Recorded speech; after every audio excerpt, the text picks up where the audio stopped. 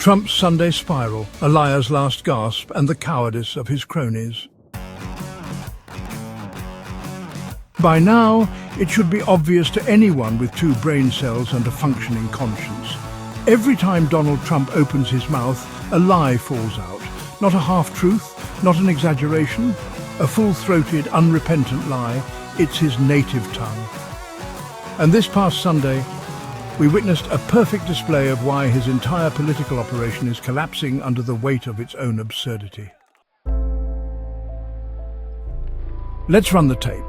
First, Trump told NBC he couldn't care less if automakers raised their prices. In fact, he hopes they do. You heard that right. The man who once called himself a champion of the working class is now rooting for higher prices on American families because nothing screams populism like corporate gouging. This isn't just tone deaf. It's malicious. It's deliberate cruelty, sold as confidence. Then he pivoted to Greenland. Yes, Greenland. He's still on that fantasy. Not only does he want to annex a foreign nation that has zero interest in becoming part of the United States, but he floated the idea of military force to do it.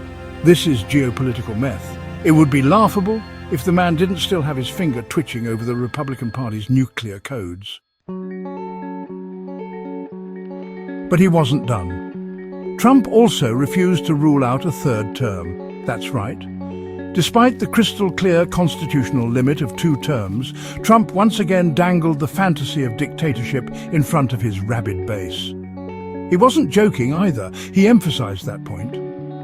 What we're witnessing is a wannabe autocrat testing the waters, normalizing the idea of absolute power by playing it like a stand-up routine. And while the man babbled on about staging coups in Denmark and defying term limits, the global economy responded in kind. China, Japan and South Korea formed a united front on trade, in direct defiance of Trump's idiotic tariffs. His supposed America First strategy has now officially become America Isolated. When our former allies bond against us, you've lost the plot and the war. Meanwhile, the Republican Party was busy posting memes of Trump dancing on the grave of USAID, a government agency tasked with helping starving children across the globe. That's not policy. That's psychopathy. If your reaction to slashing aid to 1 million dying kids is to celebrate with a coffin meme, you don't just lack decency, you've buried it. Let's be clear, this man is not misunderstood. He's not telling it like it is. He's a pathological liar with fascist fantasies, surrounded by sycophants too gutless to stop him and supporters too brainwashed to care. Every word out of his mouth is a con, every policy is a grift, every appearance is an embarrassment, and every minute he remains viable is a stain on this country's soul. But here's the good news. There's more of us.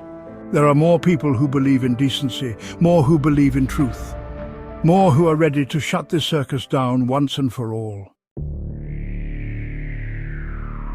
Because the fight ahead isn't just about politics, it's about sanity, it's about democracy, and it's about making sure the next generation never has to clean up another disaster like this one.